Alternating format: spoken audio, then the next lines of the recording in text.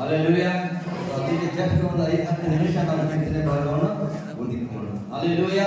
ಈ ಕೀರ್ತನೆಯಲ್ಲಿ 133ನೇ ಕೀರ್ತನೆಯಲ್ಲಿ 1ನೇ ವಾಕ್ಯದಲ್ಲಿ ದೇವರ ವಾಕ್ಯವು ಹೇಳುವ ಪ್ರಕಾರ ದಾವೀದನು ಈ ಕೀರ್ತನೆಯನ್ನು ಬರಿತಾ ಇದ್ದಾನೆ.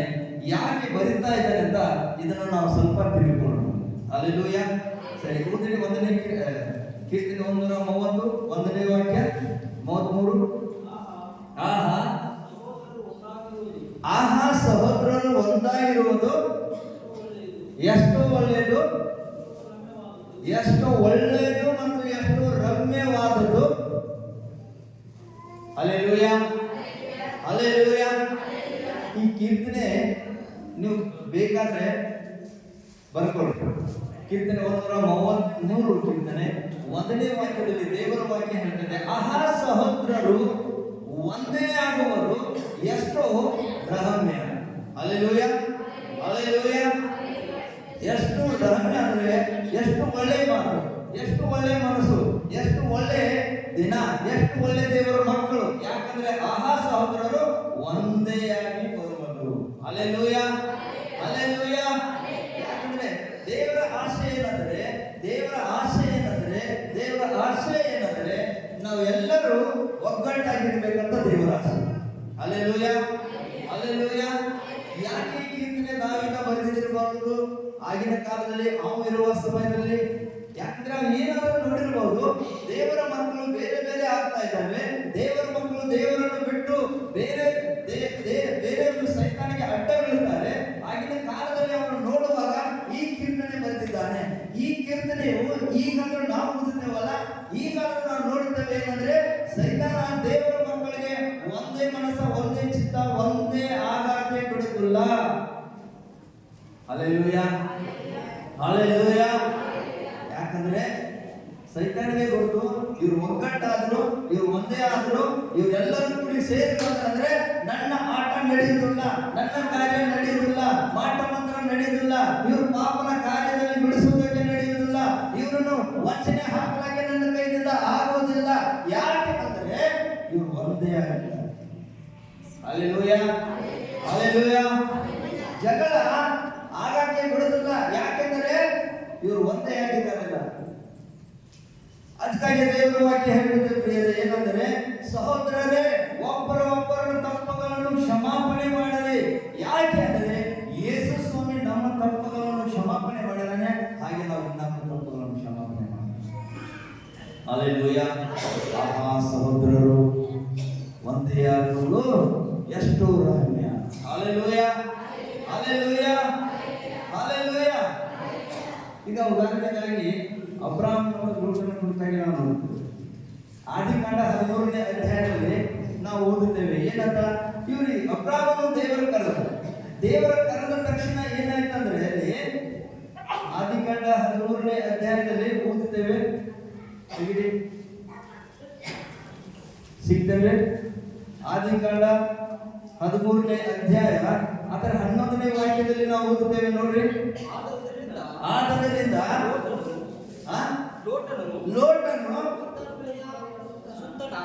ಯೋರ್ದನ್ ಹೊಳೆಗೆ ಸುತ್ತನ ಪ್ರದೇಶವನ್ನು ಮೂಡನ ಕಡೆಗೆ ಹೊರಟನು. ಹೀಗೆ ಅವರಿಬ್ಬರು ಪ್ರತ್ಯೇಕವಾದರು. Hallelujah, hallelujah. ಈಗ ಈ ಲೋಟ ಮತ್ತು ಅಬ್ರಾಮನ ಮಧ್ಯದಲ್ಲಿ ದೇವರು ಅಬ್ರಾಮನು ಕರೆದಿದ್ದಾನೆ, ಲೋಟ ಅವನು ಸಂಗಟಿದ್ದಾನೆ. ಆದ್ರೆ ಅಬ್ರಾಮನಿಗೆ ಬರುವ ಆಶೀರ್ವಾದ ಲೋಟನಿಗೆ ಬರುವುದು. ಯಾಕೆ ಬಂದದ್ದು ಬರುತ್ತದೆ? ಅಬ್ರಾಮನ ಸಂಗಟ ನಡೀತಾ ಇಲ್ಲ, ಅದಕ್ಕಾಗಿ ದೇವರು ಇವನನ್ನು ಕೂಡ ಆಶೀರ್ವಾದ ಮಾಡಿದ. ಬಟ್ ಯಾವಾಗ ಇವರ ಮಧ್ಯದಲ್ಲಿ ಆಳುಗಳು ಇರ್ತಾರಲ್ಲ, ಕುರಿ ಮೇಯಿಸೋರು, ದನ ಮೇಯಿಸೋರು, ಆಳುಗಳ ಮಧ್ಯದಲ್ಲಿ, ಲೋಟನ ಆಳುಗಳ ಮಧ್ಯದಲ್ಲಿ, ಅಬ್ರಾಮನ ಆಳುಗಳ ಮಧ್ಯದಲ್ಲಿ ಜಗಳ ಉಂಟಾಯಿತು. Hallelujah, hallelujah. ಜಗಳ ಉಂಟಾದಾಗ ಅಬ್ರಾಮ ಲೋಟನಿಗೆ ಹೇಳಿದ, ನೋಡಪ್ಪ, ನಾವು ಅಣ್ಣ ತಮ್ಮ ಆಗಿದ್ದೇವೆ. ಹಲ್ಲೆಲೂಯಾ. ಒಂದು ಅಣ್ಣ ತಮ್ಮ ಆಗಿ ಬಂದಿದ್ದೇವೆ. ಈಗ ಏನು ಮಾಡಬೇಕು? ನನ್ನ ಮಧ್ಯದಲ್ಲಿ ಜಗಳ ಬೇಡ. ಹಲ್ಲೆಲೂಯಾ. ಹಾಗಾದ್ರೆ ಒಂದು ಕೆಲಸ ಮಾಡು, ನೀನು ಉತ್ತರಕ್ಕೆ ಹೋಗು, ನಾನು ದಕ್ಷಿಣಕ್ಕೆ ಹೋಗ್ತಾನಂತ ಅಬ್ರಾಮ ಹೇಳಿದ. ಲೋಟ ಹೇಳಬೇಕಾಗಿತ್ತು, ನೋಡ್ರಿ ಅಬ್ರಾಮ ಕಳಿಸಿದ ನನಗೆ ಆಶೀರ್ವಾದ ಇದೆ. ಹಲ್ಲೆಲೂಯ. ನಿನ್ನ ಸಂಗಡ ಇರುವಾಗ ದೇವರು ನನ್ನನ್ನು ಆಶೀರ್ವಾದ ಮಾಡಿದ್ದಾನೆ. ಹಾಗಾದರೆ ಜಗಳ ನನ್ನ ಮಧ್ಯದಲ್ಲಿ ನಿನ್ನ ಮಧ್ಯದಲ್ಲಿ ಇಲ್ಲ, ನಮ್ಮ ಆಳುಗಳ ಮಧ್ಯದಲ್ಲಿದ್ದಾವೆ. ಆ ಆಳುಗಳು ಕಳಿಸಿದ ನಾನು ನಿನ್ನ ಜಗಳಾಡಿ ನಿನ್ನಿಂದ ದೂರ ಹೋಗುವುದಿಲ್ಲ ಅಂತ ಲೋಟ ಹೇಳಬೇಕಾಗಿತ್ತು. ಆದರೆ ಲೋಟ ಹೇಗೆ ಹೇಳಬೇಕು? ಅಲ್ಲಿ ಕೂಡ ಏನಾಗಿದೆ ಅಂದ್ರೆ ಬೇರೆ ಬೇರೆ ಆಗಿಬಿಟ್ರು. ಆಹಾ ಸಹೋದರರು ಒಂದೇ ಆಗಿರುವುದು ಎಷ್ಟು ಪುಣ್ಯ. Hallelujah, hallelujah. ಇವತ್ತು ಸೈತಾನ ಕೂಡ ಏನ್ ಮಾಡ್ತಾ ಇದ್ದಾನೆ ಪ್ರಿಯರೇ? ಒಂದು ಸಭೆ ನಡೀತಾ ಇದ್ದಾರೆ, ಒಂದು ಕಮಿಟಿ ಬೆಳೀತಾ ಇದ್ದಾರೆ, ಒಂದು ಸಮಯದಲ್ಲಿ ಯವನ ಸ್ತ್ರೀಯರು ಬೆಳೀತಾ ಇದ್ದಾರೆ. ಸೈತಾನ ಮಾಡುವ ಕಾರ್ಯ ಏನಂದ್ರೆ ವಂಚನೆ ಹಾಕುವುದು, ಒಡೆದು ಹಾಕುವುದು, ಯಾರ ಮೂಲಕವಾಗಿ ಆಗಲಿ, ಯಾರೇ ಒಂದು ಮಾತುಗಳ ಮೂಲಕವಾಗಿ ಆಗಲಿ ಒಡೆದು ಹಾಕುವುದು ಅವನ ಕಾರ್ಯ. ಹಲ್ಲೆಲೂಯ. ಆದರೆ ದೇವರ ವಾಕ್ಯ ಹೇಳ್ತದೆ ಏನಂದ್ರೆ ಸೈತಾನಿಗೆ ಅವಕಾಶ ಕೊಡಬೇಕು. ಹಲ್ಲೆಲೂಯ. ಸೈತಾನಿಗೆ ನೀವು ಅವಕಾಶವನ್ನು ಕೊಟ್ಟಿದ್ರೆ ಸೈತಾನ ನಿಮ್ಮ ಹಿಂಬಾಲಿಸ್ತಾನೆ, ನಿಮ್ಮನ್ನು ಹಿಂಬಾಲಿಸಿಕೊಂಡು ನಿಮ್ಮ ಮನೆ ಮುಟ್ಟ ಬರ್ತಾನೆ, ನಿಮ್ಮ ಮನೆಗೆ ಎಂಟ್ರಿ ಆಗ್ತಾನೆ. ಹಲ್ಲೆಲೂಯ. ಒಂದು ವೇಳೆ ನಿಮ್ಮ ಮನೆಯಲ್ಲಿ ಏನಾದರೂ ಮಾತುಕತೆಯಲ್ಲಿ ಜಗಳ ಆಗಿದ್ದರೆ ಸೂರ್ಯ ಉದಯ ಆಗೋಕ್ಕಿಂತ ಮುಂಚೆ ಒಂದೇ ಆಗಲಿಂದ ದೇವರ ವಾಕ್ಯ ಹೇಳ್ತಾರೆ. Hallelujah, hallelujah. ಇಲ್ಲಿ ಆ ದಾವಿದನು ಅದನ್ನೇ ಹೇಳ್ತಾರೆ, ಏನಂತ? ಆಹಾ ಸಹೋದರರು ಒಂದೇ ಆಗುವುದು ಎಷ್ಟು. ಸೈತಾನ ನಮ್ಮನ್ನು ಬಿಡುವುದಿಲ್ಲ. ದೇವರು ಮತ್ತು ನಾವು ಒಂದೇ ಕನೆಕ್ಷನ್ ಇರಬೇಕು, ಪ್ರಾರ್ಥನೆಯಲ್ಲಿ ಇರಬೇಕು, ದೇವರ ಮಕ್ಕಳು ಅನ್ಯದಲ್ಲಿ ಇರಬೇಕು, ದೇವರ ಸನ್ನಿಧಾನದಲ್ಲಿ ಇರಬೇಕು ಅಂತ ಸೈತಾನಿಗೆ ಆಸೆ ಇಲ್ಲ, ಇಷ್ಟ ಇಲ್ಲ. ಆತನ ಯಾವಾಗಲೂ ನಮ್ಮನ್ನು ಈ ಕಾರ್ಯದಲ್ಲಿ ತಿರಸ್ಕಾರ ಮಾಡ್ತಾನೆ. Hallelujah, hallelujah. ಆದರೆ ಪ್ರಿಯರೇ, ದೇವರ ವಾಕ್ಯ ಹೇಳ್ತದೆ, ಅಪೊಸ್ತಲರ ಪುಸ್ತಕದಲ್ಲಿ ನೋಡ್ತೇವೆ ಏನಂತ ನೋಡಿ. ಅಪೊಸ್ತಲರ ಕೃತ್ಯ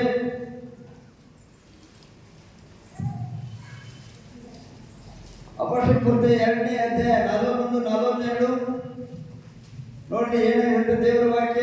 ನಾವು ಬೇರೆ ಆಗುವುದೇ ಹೊರತು ಬೇರೆ ಆಗಬಾರದು. ಆದ್ರೆ ಏನು ಮಾಡ್ಬೇಕಂದ್ರೆ ದೇವರ ವಾಕ್ಯ ಹೇಳ್ತದೆ ನೋಡ್ರಿ. ಅವರ ಮಾತಿಗೆ ಒಪ್ಪಿಕೊಂಡವರು ದೀಕ್ಷಾಸ್ನಾನ ಮಾಡಿಸಿಕೊಂಡರು. ಆ ದಿವಸ ಸುಮಾರು 3,000 ಜನರು ಅವರಲ್ಲಿ ಸೇರಿದರು. ಅವರು ಅಪೊಸ್ತಲರ ಬೋಧನೆಯನ್ನು ಕೇಳುವುದರಲ್ಲಿ ನೋಡ್ರಿ, ಅಪೊಸ್ತಲರ ಬೋಧನೆಯನ್ನು ಕೇಳುವುದರಲ್ಲಿ ಸಹೋದರರ ಅನ್ಯೋನ್ಯತೆಯಲ್ಲಿ ಹಲ್ಲೆಲೂಯ. ನೋಡ್ರಿ, ಅಪೊಸ್ತಲರು ಯಾವಾಗ ಸುವಾರ್ತೆ ಅಲ್ಲಿ ಸಾರಿದ್ರು, ಅಲ್ಲಿ ಏನು ಮಾಡಿದ್ರಂತೆ 3,000 ಜನರು ದೇವರ ವಾಕ್ಯವನ್ನು ನಂಬಿದರು. ಆಗ ಅಲ್ಲಿ ಅವ್ರು ಏನ್ ಮಾಡಿದ್ರು, 3,000 ಜನರು ಇವರು ಅಪೊಸ್ತಲರ ಸಂಗಡ ಕೂಡಿದ್ರು ಅಂತ ದೇವರ ವಾಕ್ಯ ಹೇಳ್ತದೆ. ಅವರ ಸಂಗಡ ಅನ್ಯೋನ್ಯತೆಯಲ್ಲಿ ಬೆಳೆದರು, ಪ್ರಾರ್ಥನೆಯಲ್ಲಿ ಬೆಳೆದರು, ರೊಟ್ಟಿಯ ಮುರಿಯಲ್ಲಿಯೂ ಕೂಡ ಅವರು ಸಂಗಡಿದ್ದರು. ಹಲ್ಲೆಲೂಯ. ಅವರನ್ನು ಬಿಟ್ಟು ದೂರ ಹೋಗಲಿಲ್ಲ ಹೊರತು ಅವರು ಸಂಗಡ ಇದ್ದರು. ಅವರು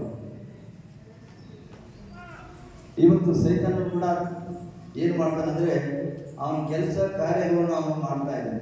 ಆದ್ರೆ ಅವಕಾಶ ಪಟ್ಟವರಿಗೆ ಮಾತ್ರ ಅವನೇನ್ ಮಾಡ್ತಾನೆ, ಅವರು ಅದಕ್ಕೆ ಬಲಿಯಾಗ್ತಾನೆ. ಯಾರ ಅವಕಾಶ ಕೊಡೋದಿಲ್ಲವೋ ಪ್ರಾರ್ಥನೆಯಲ್ಲಿ ಎಲ್ಲರೂ ಕ್ಷಮಿಸಿ, ಎಲ್ಲರೂ ಪ್ರೀತಿ ಮಾಡಿ ಅನ್ಯತೆಯಲ್ಲಿ ಇರ್ತಾರಲ್ಲ, ಅವರು ದೇವರ ನಾಮದಲ್ಲಿ ಜಯಿಸಿದ್ದಾರೆ. Hallelujah, hallelujah. ಯಾಕಂದ್ರೆ ಪ್ರಿಯರೇ, ದೇವರ ವಾಕ್ಯ ಹೇಳುವ ಪ್ರಕಾರ ಅದೇ ವಾಕ್ಯ ಮುಂದುವರೆ ಮತ್ತೆ ಸಹೋದರರು ಅನ್ಯೋನ್ಯತೆಯಲ್ಲಿ ರೊಟ್ಟಿ ಮುರಿತದಲ್ಲಿಯೂ ಪ್ರಾರ್ಥನೆಯಲ್ಲಿಯೂ ನಿರಂತರಾದರು. Hallelujah, hallelujah.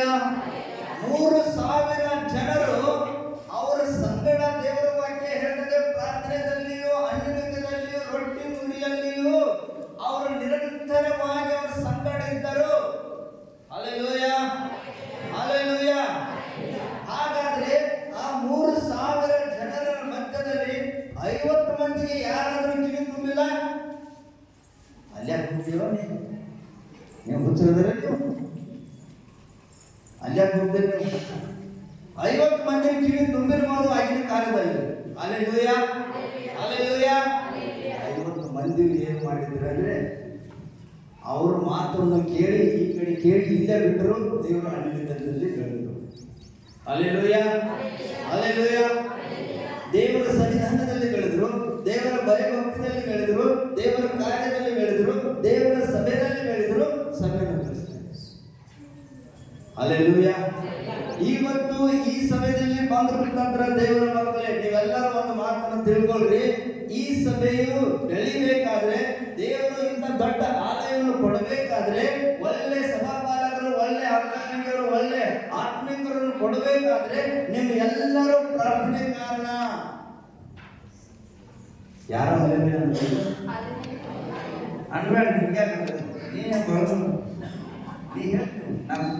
Hallelujah, hallelujah.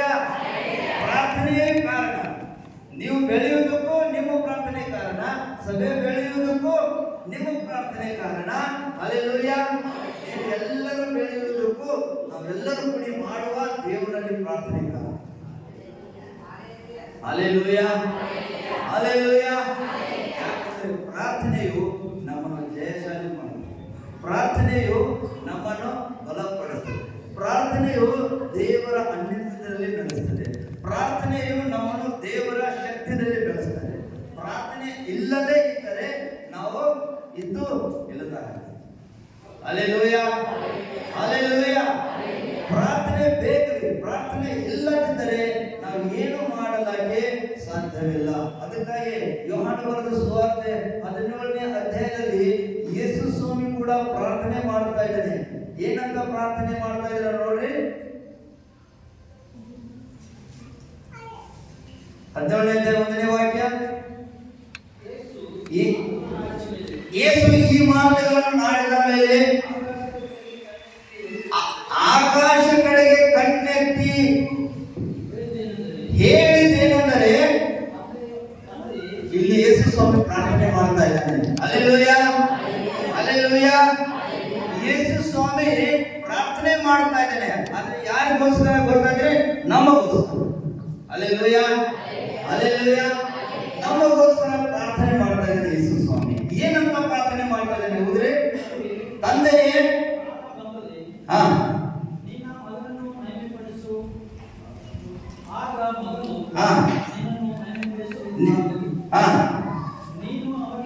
ನೀನು ಅವನಿಗೆ ಯಾರ್ಯಾರನ್ನು ಕೊಟ್ಟಿದೆಯೋ ಅವರೆಲ್ಲರಿಗೆ ಅವರ ನಿತ್ಯ ಜೀವವನ್ನು ಕೊಡಬೇಕಂದು ಎಲ್ಲಾ ಮನುಷ್ಯರ ಮೇಲೆ ಅಧಿಕಾರ ಪಟ್ಟಿಯಲ್ಲ. ಹಲ್ಲೆಲೂಯ. ಇದು ಯೇಸು ಸ್ವಾಮಿ ತಂದೆ ಹತ್ರ ಬೇಡಿಕೊಳ್ತಾ ಇದ್ದಾನೆ. ತಂದೆಯೇ, ನೀನು ನಿನ್ನ ಮಗನಿಗೆ ಅಂದರೆ ನನಗೆ ಎಲ್ಲಾ ಮನುಷ್ಯರ ಮೇಲೆ ಅಧಿಕಾರವನ್ನು ಕೊಟ್ಟಿದೆಯಲ್ಲ. ಯಾವ ಅಧಿಕಾರ ಅಂದ್ರೆ ನಾನು ಎಲ್ಲಾ ಮನುಷ್ಯರಿಗೆ ನಿತ್ಯ ಜೀವವನ್ನು ಕೊಡಬಹುದು. Hallelujah, hallelujah. ಎಲ್ಲಾ ಮನುಷ್ಯರಿಗೆ ನಿತ್ಯ ಜೀವವನ್ನು ಕೊಡಬೇಕು. ಅದಕ್ಕಾಗಿ ಯೇಸು ಸ್ವಾಮಿ ಪ್ರಾರ್ಥನೆ ಮಾಡ್ತಾರೆ. ಮುಂದೆ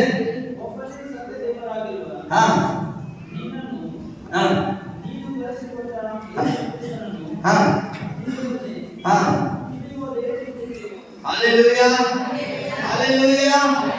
ನಿತ್ಯ ಜೀವ ಅಂದ್ರೆ ಏನ್ ಗೊತ್ತಿದ್ರೆ, ಸತ್ತ ಮೇಲೆ ಪರಲೋಕಕ್ಕೆ ಹೋಗುತ್ತವಲ್ಲ, ಅದು ನಿತ್ಯ ಜೀವ. ಓಕೆ. ಆದ್ರೆ ಯೇಸು ಸ್ವಾಮಿ ಸ್ವಂತ ತನ್ನ ಬಾಯಲ್ಲಿ ಹೇಳ್ತಾ ಇದ್ದಾನೆ, ನಿತ್ಯ ಜೀವ ಏನಂದ್ರೆ ನೀವು ಯೇಸು ಕ್ರಿಸ್ತನು ನಂಬಿದರೆ ಅಲ್ಲ, ಅದೇ ನಿತ್ಯ ಜೀವ. Hallelujah, hallelujah. ಸತ್ತ ಮೇಲೆ ನಾವು ಪರಲೋಕಕ್ಕೆ ಹೋಗ್ತೇವೆ, ಅದು ನಿತ್ಯ ಜೀವ. ಆದ್ರೆ ಭೂಲೋಕದಲ್ಲಿ ಇದ್ದುಕೊಂಡು ನಾವು ಕ್ರಿಸ್ತ ಯೇಸುವಿನ ನಂಬಿದ್ದೇವಲ್ಲ, ಅದೇ ಒಂದು ನಿತ್ಯ ಭಾಗ. Hallelujah, hallelujah. ನಾನು ಬಹಳ ಫಸ್ಟ್ ಇದೆ, ದೇವ್ರು ನನ್ನ ಅಲ್ಲಿ ಇಟ್ಕೊಳ್ಳೋದಿಲ್ಲ, ನಾನು ಹೀಗೆ ಇಡ್ತಾನೆ. ಎಲ್ಲಿ ಇಡ್ತಾನೆ ಹೇಳ್ರಿ? ಇಲ್ಲೇ ಇಡ್ತಾನೆ. ನಾನು ಗೊತ್ತಿದ್ದ ನಾನು ಬಹಳ ಪಾಪ ಮಾಡಿದ್ದೇನೆ. ಆದ್ರೆ ಯೇಸು ಸ್ವಾಮಿ ಹೇಳ್ತಾ ಇದ್ದಾರೆ ಏನಂದ್ರೆ, ನೀವು ಯೇಸುವಿನ ನಂಬಿದ ನಂತರ ಅದೇ ನಿಮಗೆ ನಿತ್ಯ ಜೀವ. ಅರ್ಥ, ಪರಲೋಕಕ್ಕಿದ್ರೂ ದೊಡ್ಡವನು ನಮ್ಮ ಯೇಸು, ಅವನೇ ನಮ್ಮೆಲ್ಲರೂ ನಿತ್ಯ ಜೀವವಾಗಿದ್ದಾನೆ. Hallelujah, hallelujah, hallelujah. ಪರಲೋಕಕ್ಕಿಂತನೂ ಪರಲೋಕ ಭೂಮಿ ಆಕಾಶವನ್ನು ಉಂಟು ಮಾಡಿದ ದೇವರ ನಂಬಿದ್ದೇವಲ್ಲ ಅದೇ ನಮಗೆ ಒಂದು ನಿತ್ಯ ಜೀವವಾಗಿದೆ. Hallelujah, hallelujah. ಯಾಕಂದ್ರೆ ನಿತ್ಯ ಜೀವವು ಏನಂದ್ರೆ ಯೇಸು ಸ್ವಾಮಿ ಹೇಳಿದ್ದಾರೆ. ಅದೇ ಯೋಹಾನ ಬರೆದ ಸುವಾರ್ತೆ 17ನೇ ಅಧ್ಯಾಯ 7ನೇ ವಾಕ್ಯದಲ್ಲಿ ನಾವು ನೋಡ್ತೇವೆ. ಏನಂದ್ರೆ ನೋಡ್ರಿ, 6ನೇ ವಾಕ್ಯದಿಂದ ಮುಗಿಸೋದು. ಲೋಕ ಒಳಗಿಂದ ನೀನು ನನಗೆ ಕೊಟ್ಟ, ನೋಡ್ರಿ, ನೀನೇ ನನಗೆ ಕೊಟ್ಟ ಮನುಷ್ಯರಿಗೆ ನಿನ್ನ ಹಲ್ಲೆಲೂಯಾ. ಹಾಗಾದ್ರೆ ನಾವೆಲ್ಲರೂ ಕೂಡಿ ಬಂದಿದ್ದೇವೆ. ನಮ್ಮನ್ನು ದೇವರೇ ಯೇಸು ಸ್ವಾಮಿಗೆ ಏನ್ ಮಾಡಿದ್ದಾರೆ? ಅಧೀನರಾಗಿ ಮಾಡಿದ್ದಾರೆ. ಹಲ್ಲೆಲೂಯಾ. ಅವನ ಹೆಸರನ್ನು ನಾವು ಅರ್ಥಕೊಂಡಿದ್ದೇವೆ. ಏನಂತ? ಆತನು ಯೇಸು ಸ್ವಾಮಿ. ಯೇಸು ಸ್ವಾಮಿ ಅಂದ್ರೆ ರಕ್ಷಕ. ಹಲ್ಲೆಲೂಯಾ. ಯೇಸು ಸ್ವಾಮಿ ಅಂದ್ರೆ ರಕ್ಷಕ. ರಕ್ಷಕ ಅಂದ್ರೆ ನಮ್ಮ ಆತ್ಮ ಪ್ರಾಣ ಶರೀರವನ್ನು ರಕ್ಷಣೆ ಮಾಡುವಂತ ದೇವರು, ಪಾಪದಿಂದ ಬಿಡಿಸುವಂತ ದೇವರು. ಇದನ್ನು ಇವನಿಗೆ ತಿಳಿಸಿಕೊಟ್ಟಿದೆ. ಹಲ್ಲೆಲೂಯಾ. ಮುಂದೆ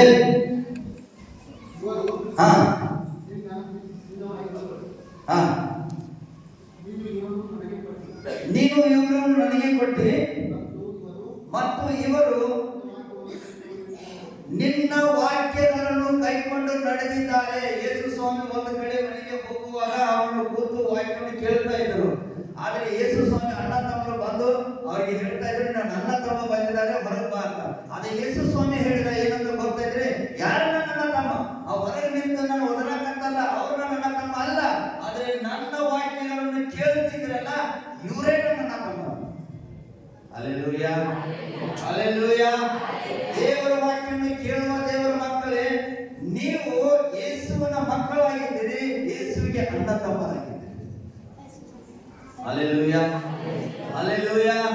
ಇದಕ್ಕಿಂತ ದೊಡ್ಡ ನಿತ್ಯ ಜೀವ ಏನಂದ್ರೆ ಯೇಸು ಸ್ವಾಮಿ ನಿಮಗೆ ಸ್ವಂತ ರಕ್ಷಕನಾಗಿದ್ದಾನೆ. ಕರ್ತನು ಈ ವಾಕ್ಯಗಳನ್ನು ಆಶೀರ್ವಾದ ಮಾಡಲಿ, ನಿಮ್ಮನ್ನು ಕೂಡ ಆಶೀರ್ವಾದ ಮಾಡಲಿ. ನಾವು ಸ್ವಲ್ಪ ಸಮಯ ಎದ್ದು ನಿಂತು ಕರ್ತನಿಗೆ ಆರಾಧನೆ ಮಾಡಿ. Hallelujah, hallelujah.